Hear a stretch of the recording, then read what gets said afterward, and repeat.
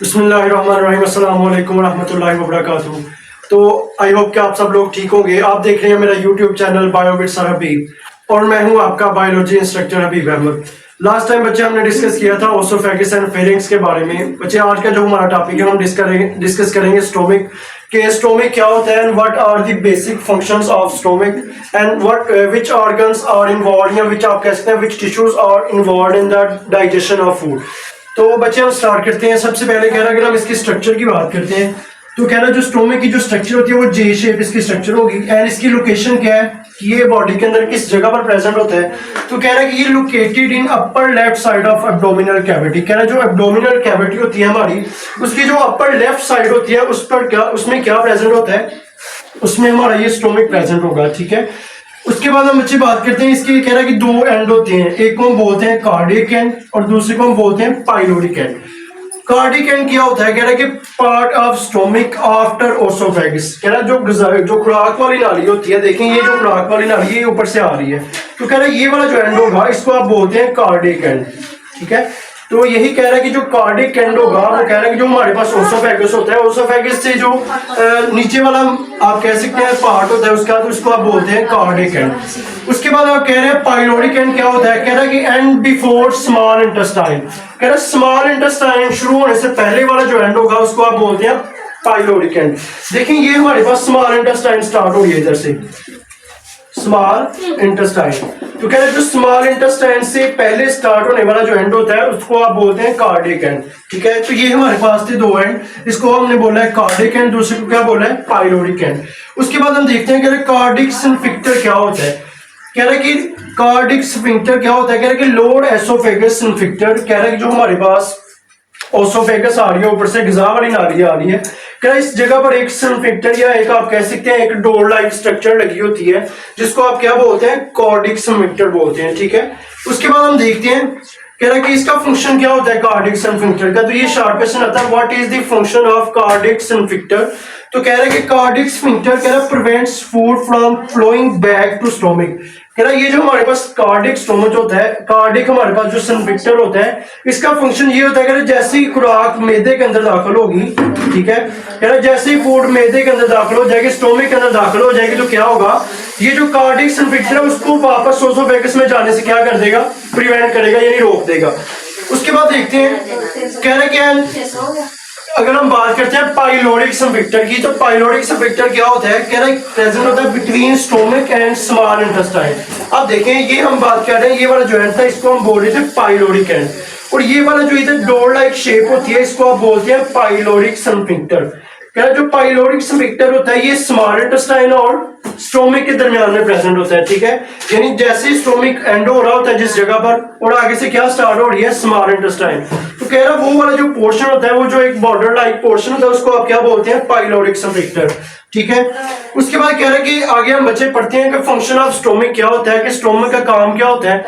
तो बेसिक उसका फंक्शन कह रहा है mechanical and chemical digestion of food. बच्चे हमने लास्ट लेक्चर में डिस्कस किया था कि difference between mechanical and chemical digestion. तो हम कह सकते हैं कि अगर हम बात करते हैं मैकेनिकल की डाइजेशन की तो हम कह सकते हैं जो हमारे टीथ होते हैं, कह रहा जैसे ही खुराक मुंह के अंदर दाखिल होगी वो जो टीथ होंगे उसकी क्या करवा देंगे, ब्रेक डाउन करवा देंगे। ठीक है, इसको आप बोलते हैं mechanical digestion. And if we talk about chemical digestion we can say that there are several glands. कह रहा है इस जगह पर कुछ ग्लैंड्स होते हैं, ठीक है, स्लेवरी ग्लैंड जिसे आप बोलते हैं। कह रहा उधर से क्या होगा, कुछ हमारे पास सिक्रेशंस निकलती हैं, कुछ हमारे पास केमिकल्स या आप कह सकते हैं एंजाइम्स रिलीज होते हैं। जैसे हमने पढ़ा था कि जो हमारे पास डाइजेस्टिव एंजाइम होता है वो कौन सा एंजाइम होता है, अमाइलेज एंजाइम। तो कह रहा है जो केमिकल डाइजेशन और मैकेनिकल डाइजेशन हो रही है ये किसका फंक्शन होता है, ये स्टोमिक का फंक्शन होता है। ठीक है, उसके बाद बच्चे हम देखते हैं कह रहा जो स्टोमिक की दीवार होती है, कह रहा उसके अंदर स्मूथ मसल्स लगे होते हैं। कौन सा मसल लगे, जैसे ये देखें ये हमारे पास क्या है, ये स्टोमिक है, इसकी जो वाल होती है अंदरूनी वाल्स होती है, इनर वाल्स, कह रहा उसके अंदर स्मूथ मसल्स लगे होते हैं।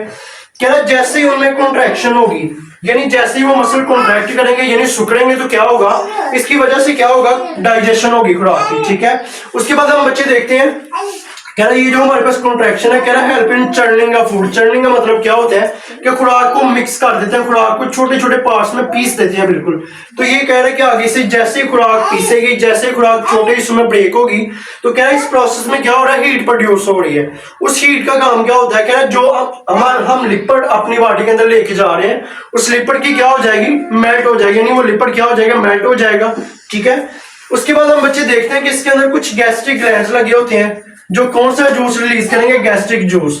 क्या इसमें क्या होगा, इसके अंदर HCl होगा, यानी आप कह सकते हैं HCl हमारे पास एंजाइम रिलीज हो रहा है, पेप्सिनोजिन हो रहा है, और ये पेप्सिनोजिन होता है ये क्या होता है, इनएक्टिव होता है। और लास्ट पे हमारे पास क्या होगा, म्यूकस। बच्चे हम इन तीनों के हम जो है ना फंक्शंस देखते हैं। क्या रो तो बच्चे ये जो हम हाइड्रोक्लोरिक एसिड है, सबसे पहले देखते हैं हाइड्रोक्लोरिक एसिड का क्या फंक्शन होता है। कह रहा है ये क्या करेगा, पेप्सिनोजिन को कन्वर्ट करवाएगा पेप्सिन में। ठीक है, उसके बाद देखें कह रहा है जो हम पेप्सिन जो रिलीज हो रहा है, यानी ये वाला जो पेप्सिन होगा इसका क्या फंक्शन होता है। कह रहा है पेप्सिन क्या करेगा, कह रहा ब्रेक डाउन लार्जर प्रोटीन्स, कह रहा जो खुराक के अंदर प्रोटीन आ रही है उसको क्या करवाएगा, उसकी ब्रेक डाउन करवाएगा।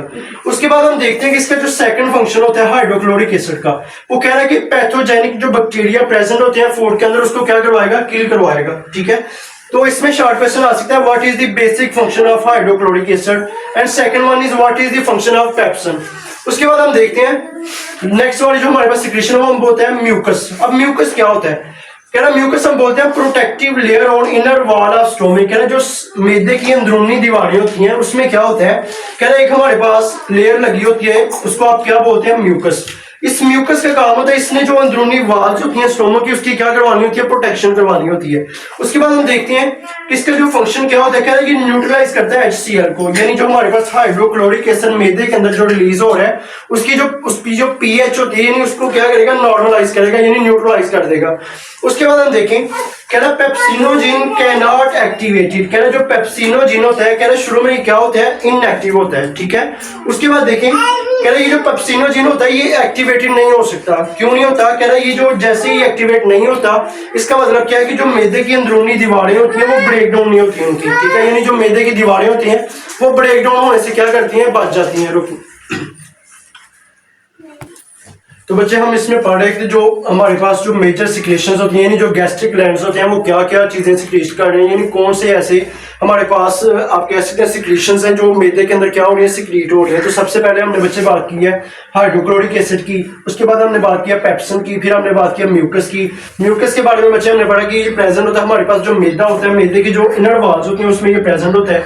ठीक है, इसका काम क्या होता है, इसने क्या करवाना होता है, इसने जो उसकी pH होती है हाइड्रोक्लोरिक एसिड की, यानी उसको क्या करवाना था, नॉर्मलाइज करवाना होता है। उसके बाद देखें, कह रहा है ये जो हमारे पास म्यूकस है इसकी वजह से जो मैदे की अंदरूनी वाल्स होती हैं वो क्या होती हैं, प्रोटेक्ट रहती हैं। ठीक है, तो बच्चे लास्ट टाइम देखते हैं हमारे पास जो कह रहा है कि जो फूड होती है, जैसे फूड कह रहा है हमारे पास मैदे के अंदर दाखिल हो जाएगी तो कह रहा है ये मैदे के अंदर 3 से 4 घंटे मैदे के अंदर रहेगी। ठीक है, देखें ये गुजावरी नाली है जिसे आप ओसोफेगस बोल रहे हैं। कह रहा है जैसे ही फूड हमारे पास मैदे के अंदर आएगी तो कह रहा है स्टोमक के अंदर जो खुराक होती है वो तकरीबन 3 से 4 घंटे उधर रहेगी।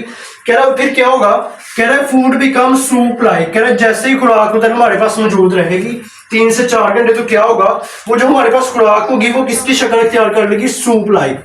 सूप आप बोलते हैं शोरबे की शक्ल इख्तियार कर लेगी। ठीक है, अब उसको आप क्या बोलते हैं, उसको आप बोलेंगे कायम। ठीक है, उसके बाद हम देखते हैं कि जो पाइलोरिक स्फिंक्टर होता है, यानी बच्चे हमने डिस्कस किया कि ये हमारे पास स्मॉल इंटेस्टाइन है, ये हमारे पास क्या है, स्टोमिक। कहते स्टोमिक और स्मॉल इंटेस्टाइन के बीच में एक हमारे पास बॉर्डर लाइक स्फिंक्टर होता है, इसको आप क्या बोलते हैं, पाइलोरिक स्फिंक्टर।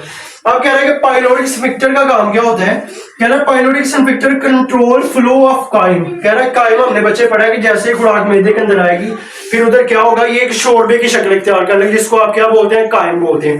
कह रहा है जो पाइलोरिक स्फिंक्टर होता है इसका काम होता है, इसने जो इसका फ्लो होता है काइम को उसको क्या करवाना होता है, कंट्रोल करवाना होता है। ठीक है, फिर वो कह रहे हैं कि पाइलोरिक स्फिंक्टर ओपन, कह रहा है जैसे ही पाइलोरिक स्फिंक्टर ओपन होगा तो क्या होगा, 5 से 15 मिलीलीटर जो होगा हमारे पास काइम वो किसमें चला जाएगा, स्मॉल इंटेस्टाइन में। ठीक है, तो बच्चे ये हमारे पास बेसिक प्रोसीजर था जिसमें हमने बच्चे डिस्कस किया स्टोमक के बारे में, and what are the major organs parts of stomach. उसके बाद बच्चे हमने इसके स्ट्रक्चर पे बात किया। उसके बाद हमने देखा कि इसके अंदर ग्लैंड्स होते हैं, गैस्ट्रिक ग्लैंड जिसे हम बोल रहे हैं, इसके अंदर कौन सी सिक्रीशंस होती हैं, ठीक है। उसके बाद हमने देखा कि जो हमारा जो स्टोमक होता है वो डाइजेशन किस तरह करवाएगा, ठीक है। हमारी जो स्टोमक होता है उसके अंदर आप कह सकते हैं कि कायम कैसे बनता है। तो बच्चे आई होप कि आप सब लोगों को ये टॉपिक अच्छी तरह समझ आ गया होगा।